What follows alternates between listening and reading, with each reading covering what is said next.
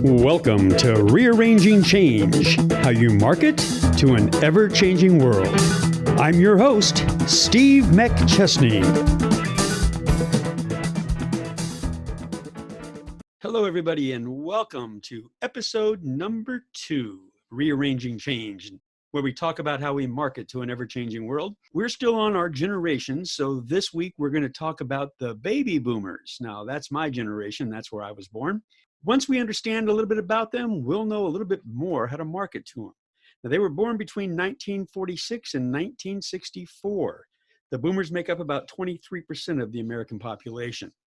Now, they got their name from a Washington Post article. It was called the Post-War Baby Boom. After the return of the soldiers from World War II, there were new babies born to the tune of 10,000 per day. Now, when you have that many new humans added to the planet so quickly, you got to put them someplace. That's where suburbia was created. They were also known as the me generation. That's because this generation was all about how much wealth and power that they could actually accrue. Remember, they came from parents who came from the Great Depression, and when they got presents, they usually only got one for Christmas or for their birthday. They didn't get a tree full of them. So as they grew up, they wanted more and more and more. So they called them the me generation. Now, what they were promised was the American dream if they pursued it. And boomers took that to heart. They attacked the workforce with a vengeance. The WII-FM radio station was created. Now, that's a fictitious radio station that stands for What's in It for Me. Now, baby boomers made it famous, but we all kind of have that radio station playing in our heads. Now, they attacked the workforce, like I said, with a pure determination and a passion. They created the term workaholic, and 40, 50, and 60-hour work weeks were the norm. Due to this focus, they did become the economic powerhouse. They made a lot of money, and they spent a lot of money. Credit cards made their way into the mainstream, and that created a whole other list of problems. Now, long work hours and financial issues had a detrimental effect on their family lives. Although many moms would still stay home and take care of the kids, dad was seen less and less, and a lot of women went out and joined the workforce as well, just to increase the income for the household. Now, this generation had the highest divorce and second marriage rate in history. Now, unlike their parents, this generation did not adhere to the rules, and they did not trust the government. American society was changing. Some boomer values included anti-war, anti-government, trust no one over 30, equal rights, equal opportunities, and personal gratification. Civil rights, women's, and environmental movements played a big part in the boomers' development. There were protests and sit-ins. The Vietnam War had taken its toll. And also the assassinations of John F. Kennedy, Robert Kennedy, and Martin Luther King Jr. that dampened their view on what the future might hold. This may have been the seeds that were planted for boomers to eventually become the power in local, state, and national politics. By the way, that is a position they still hold. This world is run by baby boomers at the moment. There was also peace, love, and rock and roll. The sexual revolution, flower power, and Woodstock all happened in this generation. Now, a lot of wealth was lost in the financial crisis of 2008. The stock market took a bad turn and 401ks lost their value, and the real estate bubble had bust. Now, this crisis left many of the baby boomers unable to retire. They lost their financial wealth. So they had to continue working, and they still continue working to this day because what they lost is what they wanted to keep, so they want it all back. Now, some of the events that helped shape their lives include in 1950, the Korean War. In 1955, Rosa Parks refused to sit in the back of the bus. This is really the beginning of the huge civil rights movement. In 1961, the Peace Corps was established. 1962, the Cuban Missile Crisis. Now, again, remember during the silent generation, the bomb that was dropped in Japan, it was a devastating weapon. We're now afraid that we can destroy the planet. So during the Cuban Missile Crisis, we were afraid that those bombs were going to be landing on American soil. So that was a big, huge change for this generation as well. In 1963, Kennedy was assassinated. And that was only after spending 1,000 days in office, but it was devastating. In 1965, the U.S. sent ground troops to Vietnam, the most unpopular war of all time. In 1968, Martin Luther King Jr. was assassinated. The civil rights movement is in full swing. In 1969, we had the moon landing. Now, you remember again, back in the traditional generation when they had the War of the Worlds broadcast and everybody thought it was for real. Well, now in 1969, we actually got a chance to leave the planet. So maybe there is some safety in leaving the planet, but we can do it now. We can see that. In 1974, President Nixon resigned. And we also had the Cold War with Russia continuing. Now, when marketing to the baby boomers, you've got to remember to focus on what's in it for them. Remember, WIIFM, what's in it for me? They invented that radio station. But you as a marketer, you as a service provider, you need to change that radio station to WIIFMC, which stands for what's in it for my customer, because that's what they want to know. So there you have it. If you have any questions, you have any thoughts, you want to send me an email at steve@rearrangingchange.com. I'd be happy to discuss it with you. And when we come back, we're going to have our pal Ron Seggi join us with another guest from his vault. My friends, I'd like to offer you a free copy of my international best-selling book, Rearranging Change, How You Market to an Ever-Changing World. Just simply go to rearrangingchange.com. That's rearrangingchange.com. Rearrangingchange.com. I will pay for your book. You simply pay for the shipping and handling. Once again, a little gift from me. Rearranging Change, How You Market to an Ever-Changing World. Go to my website, rearrangingchange.com, and get your free copy today. All right, and welcome back. And folks, I want to bring back to the show our friend, Ron Seggi. Hello, Ron. Hi, Steve. Thanks for having me back again. Apparently I did a good job last time, and so now you invited me back. I got to keep that up. The bar is raising and raising and raising. You always do a good job. And hey, by the way, and how you doing for this COVID-19 stay at home? Are you doing okay? Well, it's rather challenging. You know, I do a lot of work from home, and I have a studio outside of my major house that I go to. But, you know, it's tough because human nature is to be around other people, and this is a deterrent of that. Right, right. Well, thank goodness for Zoom, huh? At least you and I get to talk on Zoom every now and then. Yeah, that's great. That's fantastic. So, and I don't have to buy you lunch either, which is really well, I'm keeping track because I think you owe me one. Hey, listen, who'd you bring with us? Who'd you get out of the vault for this week's episode? Well, this guy is really unbelievable. I mean, when I first saw him, before I ever interviewed him, and I've done it several times, I thought, this guy's out there, really out there. But I learned real quick that he's not only a very good-hearted guy, he's an extremely sharp businessman. I guess the old saying is you see what you get. Well, in his particular case, you don't see what you get, because you see one thing and you get something totally different. And we're talking about one of the two co-founders of that sensational rock group KISS, Gene Simmons. Oh, Gene Simmons. Yay. I'm a fan. Wow. Great businessman too. The perfect guy for a marketing podcast. No doubt. I mean, this guy has his hands in everything. It's not just, you know, crazy outfits, makeup, and a really long tongue. I mean, we're talking about a man who knows how to make money in many different ways. He's got an image that I think is totally different than what he really like in personal life and his private life. But he's quite the entrepreneur. There's no doubt. Great. Let's take a listen. Great. We are back live all across the USA and around the world. And joining us right now is our friend who's been with us before, Mr. Gene Simmons. Hi, Gene. How you doing? I'm deliriously happy. Well, I'm glad you are. Congratulations on this new venture with you and Paul Stanley. This is the first one on the East Coast of Rock and Brews. Certainly is. Rock and Brews has been spreading around the world like wildfire. For those of you that like to type in words, try rock, R-O-C-K. And is spelled out, A-N-D, and brews is B-R-E-W-S, rockandbrews.com, and that'll show you the different sites and the menus and all that stuff. And so the first site on the East Coast is not Orlando, it's Oviedo. Oviedo, yeah. Yeah, that's right. So now the reason we do that is to show folks around the world that we're serious about doing stuff from the heart. We're not trying to impress anybody. You know, we have celebrity star power and all that crap, but at the end of the day, you got to put your snoot on the ground and show people you're just plain folks. You're not trying to play the impress game.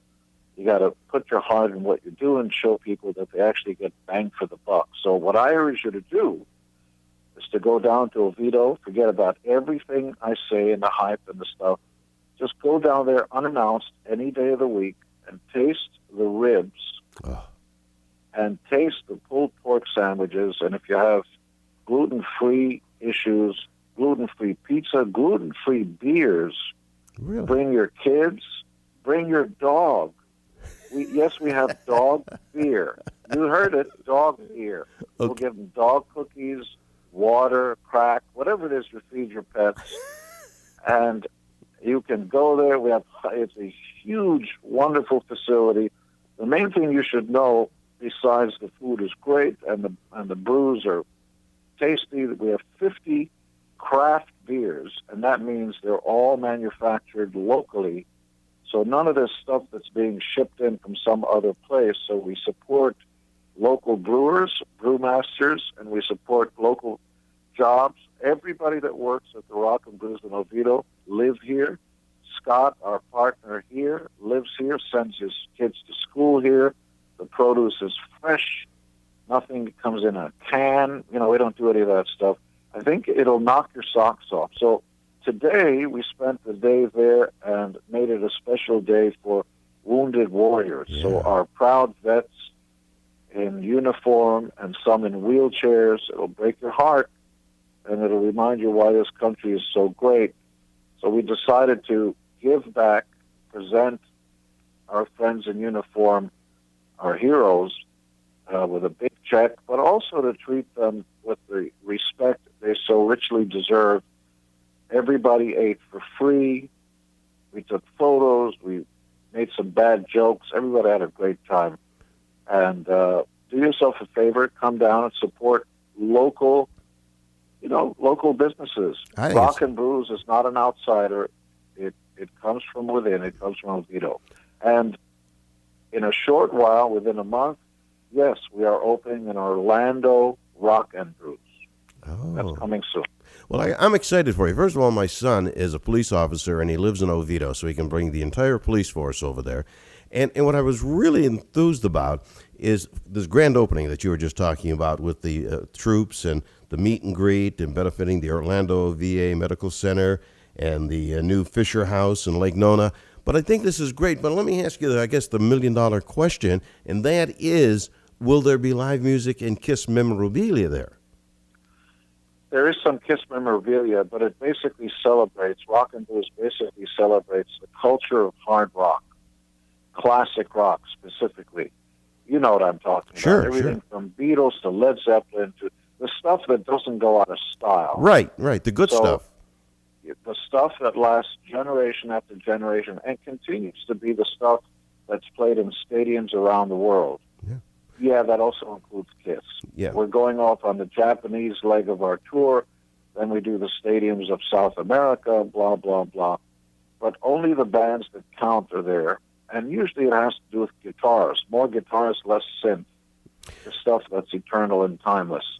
Now, and the food really goes a long way to showing the girls will love it because you can watch your girlish figure with some stuff. But if you really want to go to hell and back, there's some stuff that's for your taste buds. Even on the sweet side, like my favorite, beignets.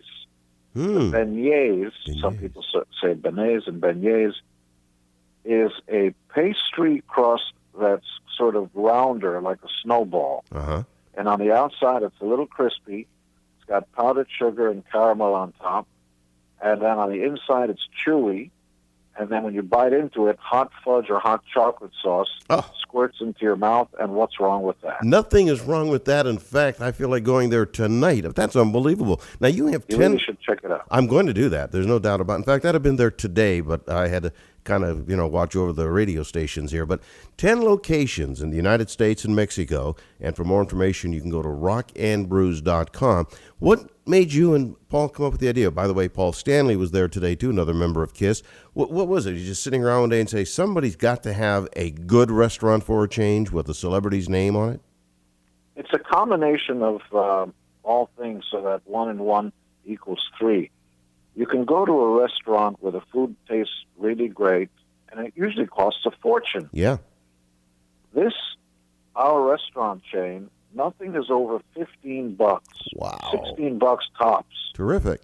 And that's right. And we have 10 items, 10. 10 of the items you can get for under 10 minutes, and they cost under $10. I mean, you can come in there and reasonably have a great time and stay there for hours. It's not a fortune. Yeah. But the food level is on par with the really expensive places. The other thing is, yes, you can drink there. There are craft beers and all that stuff. And usually in places like that, you can't bring your kids. Right. Well, because we have indoor, outdoor, yeah, you can bring your kids. Not only that, they have places to play. We got sandboxes and, plastic places they can play. Plus, you can bring your dog, real live dogs. Yeah, we'll give them dog beer. Yep, real thing. They love it, by the way. You're like the galloping gourmet of rock. Do you know that, Gene? That's not bad. That's not bad. I've been practicing. I want to tell you something kind of off the subject, okay? But I have to tell you this because very seldom do I laugh at things on television. The sitcoms today are kind of, generic. But I was watching one of the episodes of your TV show where you and your family went out camping and you had rented an RV. And I have been down this road before, and I have to tell you that they should make that into a motion picture. That was the funniest shtick I saw on television in the last 40 years. Well, I don't know how to tell people this, but I hate nature. Me too. I hate it. Look, imagine you're taking a shower, so it rains on you. That's cool. You don't want it, you turn it off. You like it a little hotter, a little softer. You know what happens when it rains with Mother Nature? You control nothing. Nothing. Okay, I've had enough. Turn it off. It's a little cold, you can't control it. It's a little hot, can't control it. Bugs crawl in your shorts. Snakes crawl up your pants. It's horrible out there. I know. There's nothing about nature I like. I always tell people that roughing it for me is a black and white TV at a Hotel Ritz. You know what I'm saying? See that? See that? We're alike. I'm hungry. You press a button, somebody comes in, the food is prepared. No, I'm going to rub two sticks together and hope to get a fire and hope the bear's not going to eat me up. Get out of here. Now, I want to tell you a sad story. This is God's honest truth, my hand to God. Now, if you remember that episode, that's real. Oh, I know. That's real stuff. So we're in there. Remember, there was a big bear right. that came and scared us the crap out of the place. You remember that? I remember that, sure. Yeah, there was a big bear that scared the crap out of us.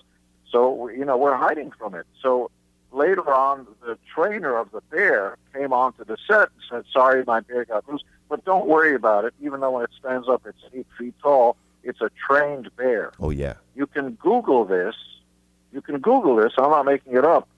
After the series ended about a year ago, whenever it was, the bear actually killed and ate his owner. Oh, no. I don't mean to laugh, but you. I'm not even making it up. Are you serious? From the belly out. Yep. Oh my gosh. That same bear killed his owner and ate him. Oh my God. See, that's what always breaks me up about people when you go over their house and they say, don't worry about the dog. It likes people. Yeah, it likes you because you feed him. No, worry about it. Yeah, worry about it. Yeah, worry about it, right? So you're being very brave letting dogs in the restaurant then, right, Gene? They're outside. They're outside. Not allowed to be inside. Yeah, because you can eat outside because the weather's so wonderful here. Right. So there are tables outside, there are tables inside, so the laws are different on the outside. When can we look forward to the one in Orlando? We're talking about it within a month, 2 months, actually. Well, and there are five more coming in the area. There's 20 coming in Canada. We have 2 in Cabo, one at the Delta Terminal, LAX. There's lots of them. Albuquerque, Kansas City. They're all over the place, and they're great. Gene, I couldn't be happier for you. Will you be back in Orlando for the one? Oh, yeah. Are you kidding? You'll have to beat me off with a stick. Yeah, there you go. Not only that, but speaking of potato chips, we also own the only football team of any kind in Los Angeles called LA Kiss, and that's kicking butt. Oh, man. Second season starts shortly, and we're in a band that's in the middle of a 2-year-long tour. And there's a lot of stuff. Well, I got to tell you, you are the hottest thing out there between being an author and, of course, a great legend in the rock and roll business. Oh, I should mention there's even another book that's coming out. One is called Me, Inc., which is my newest book that's out there, but there's another one coming by March called Gene Simmons is a Powerful and Attractive Man. it'll be some good reading while you're sitting there doing your number 2. Well, you know what? And a very humble man. You should have included humble. Oh, the hell with that. Hey, Gene, it is always great. We haven't chatted in a while, and it's always great. I just spoke to Donald Trump a couple days ago on the show, and he was reminiscing about how good it was to have you on Celebrity Apprentice. But I urge everybody to go to rockandbrews.com, find out where these locations are now of Rock and Brews and where they will be showing up in the near future. But will you do me a favor when you're in town again? I will definitely be at this grand opening, but when you get the new book out in March, will you come back and let's chat about it? I'd love it. Hey, Gene, you're a class act. You really are. I appreciate the time that you always take when you join us on the show, and you're one of the best in the business. I love chatting with you. You're a powerful and attractive man, sir. Thank you, my friend. Gene, good luck. I will be at the... Can I drop your name, by the way, when I go in? Yes, tell him you know the owner. Okay. I'll tell him me and Gene are like this, okay? I want the best seat in the house. Gene Simmons has been our special guest, the man, Gene Simmons of KISS. Pleasure. And we'll be back with more with Ron Seggi today, out across the USA and around the world. Thank you, sir. That was Gene Simmons. Ron, you get the best interviews, I'm telling you. This guy, go ahead. Well, it's easy when you have a good interviewee. It's very difficult when you have somebody who says yes, no. And he's a personality that has a lot of pizzazz, and he knows how to respond to interviews. That makes the job tremendously easier. Well, not only that, but the fact is we all think of him as from KISS, and you even brought up KISS in the interview, and he just kind of glosses over that. He's got more important things to talk about right now as far as he's concerned, although KISS was very important to him and still is, obviously. But he wanted to get the word out of his new Rock and Brews, which to me is a pretty interesting place. I love the fact that they're allowing dogs.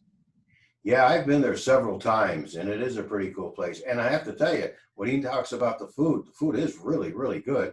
And I go there with my family, and I have, sons and a couple of very, very small, well, not actually that small, but grandchildren. And there's something for everybody there. And you're right, the dogs are allowed, and it is extremely friendly to first responders and military. Gene does that very, very well. I mean, there was a day there where anybody who came in as a first responder or as someone in the military ate for free, no questions asked. Wow, that's wonderful. And you mentioned the fact that the food was so good, and I did take notice that they buy locally. They buy from the local merchants, so it's fresh, and that's a great thing. Now, he wrote a book. It was called Me Inc., and that talks about everything he did as an entrepreneur. One of the things I found real interesting is that his partner in a lot of these endeavors is Paul Stanley. Right. Another member of KISS. And they get along very well together. That's a tough fence to straddle because you're not only on stage together and in business in an artistic environment, but now you have a business environment, which is a lot different than an artistic one. Although it's kind of predicated on the same principles, it has a different approach to it. And these guys do that very, very well. The secret is, I think, is that you can't be in each other's face 24 hours a day because that's when the problems begin. And they do that pretty effectively. They aren't, singing every single day when they're not on tour, and they're not in the office every single day looking at each other when they're not on tour. Right. Well, I know one thing is for sure, that you, Gene, and I have something in common, the three of us.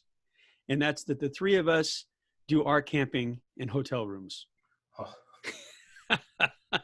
I love that story. I saw that episode. I just love that story. He says, the animal trainer says, don't worry about it. He won't touch you. Do you ever go into somebody's house and they got a dog the size of a small pony? And they say, don't worry about it. He doesn't bite. But he don't bite you because you feed him. But I don't know what he's going to do with me. And when he told me that story with the trainer said, don't worry about it. And like a week later, the bear ate the trainer. I mean, wow. I don't mean to laugh about a tragic event. Yes. But the way he sells it, I mean, you got to chuckle a little bit. Well, yeah. And again, I'll do all my camping at a hotel with room service, please. Thank you very much. My idea of roughing it is a black and white TV at a Ritz. Do they still make those? No, but they have some TVs that don't have cable, which is another downside. Right. Well, again, Ron, thank you very much for bringing Gene Simmons to us on the show. And we'll see you again next episode. See you, Steve. Thanks, Ron. And that's it, folks. Thanks a lot for joining us. Again, if you have any questions, you have any comments or thoughts or desires, please send me an email at steve@rearrangingchange.com, and we'll see you next week. Thanks for listening. We'll see you next time on Rearranging Change. Make sure to visit my website, stevemcchesney.com. Sign up for my newsletter. We'll be talking soon.